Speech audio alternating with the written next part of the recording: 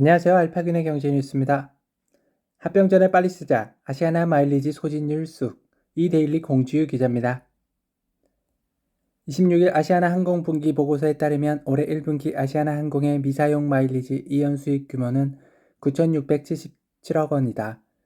미사용 마일리지가 쌓이면 재무제표에서 이연 수익으로 표시돼 부채로 잡히는데 마일리지를 소진할 경우 수익으로 인식돼 이연 수익이 줄어든다. 이시은 한국경제 기자입니다. 삼양식품 주가 70% 급등. 이곳은 이미 알고 있었다는데.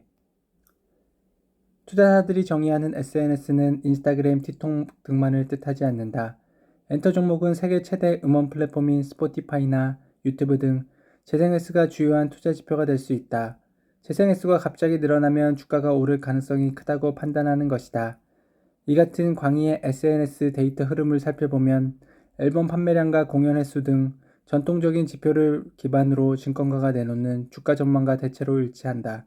대표적인 사례가 하이브다. 스포티파이에선 하이브의 BTS와 뉴진스의 인기곡 5개 합산 재생 횟수가 각각 60억 7,500만회, 22억 3,900만회로 저조하게 나타났다.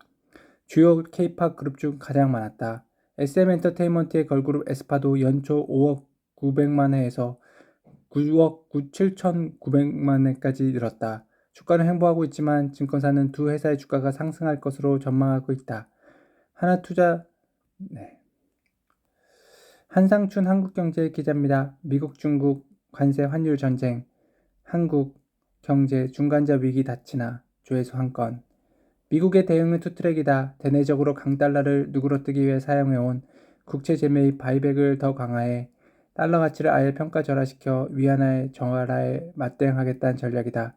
이달 발표된 환율 보고서에서도 BHC, 베넷 해치 카퍼 원칙과 상관없이 중국을 환율 심층 대상국, 종전의 환율 조정국으로 지정할 가능성이 높죠. 박신영 한국경제 기자입니다. 미국 연착륙 할까 M7 넘은 종목은 투자자의 심장에서 뉴욕 답을 찾는다. 월가의 대형 투자은행 에버코어 ISI의 에드 하이먼 회장은 인플레이션 완화 및 성장 둔화로 이어질 통화 긴축에 대한 의견을 공유한다. 하이먼 회장은 지속적으로 미국의 경기 침체를 점쳐왔다. 반면 얀 하이치우스 골드만삭스 수석 이코노미스트는 미국 경제가 연착륙할 것이라고 주장한다. 소비가 이어지는 가운데 인플레이션이 둔화되면서 오는 9월부터 패드가 금리를 내릴 것으로 전망한다. 골드만삭스는 향후 12개월 내 미국 경제가 경기 침체에 빠질 가능성을 15%로 보고 있다. 한창호 매일경제 기자입니다. 입주 폭탄 걱정했는데 검단 신고가 행진, 조회수 한 건. 분위기가 바뀐 이유는 무엇보다 계속 발표된 교통 호재 덕이다.